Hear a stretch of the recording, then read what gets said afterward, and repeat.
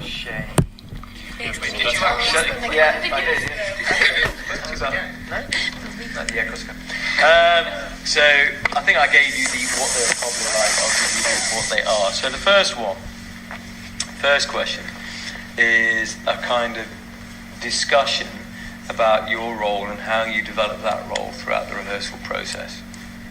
So this stems way, way, way back to your first impressions of the character, from your kind of first, improvisations that we did, right through up until your final performance and what you did. And really, what I'm after you doing as well is charting some things that changed for you, and talking to me about ideas that maybe you had and discarded or kept, or it's basically like you paraphrasing your logs in a short, like 3 or 4 minute sort of answer.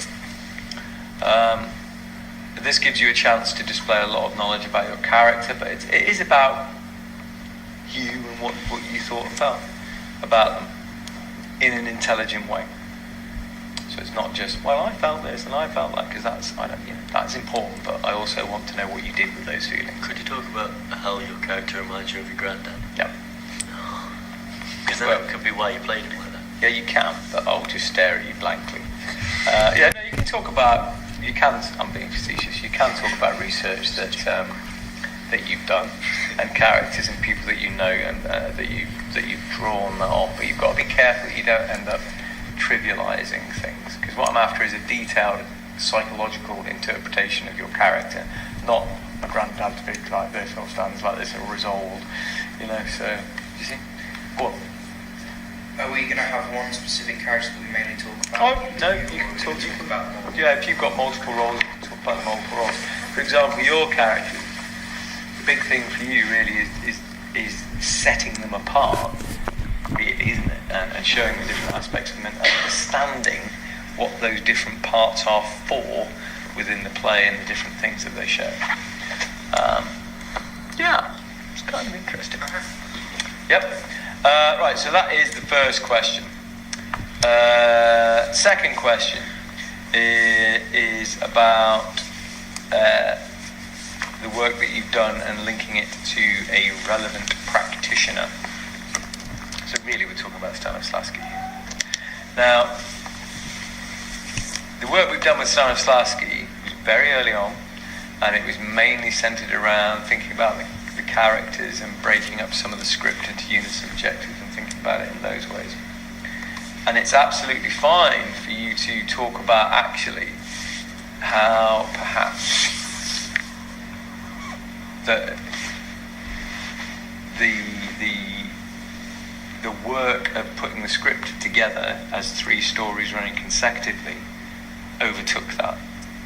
We did some work on the original characterization, we did some work on the scenes, your original scenes, and then we set about working out how the hell we put it together.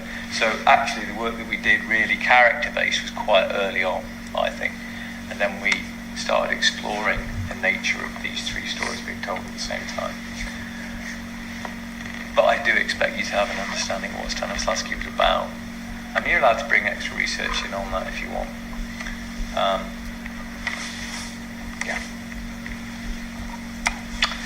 Third question is about your performance, your final performances, how you think they went, evaluating them, discussing them critically.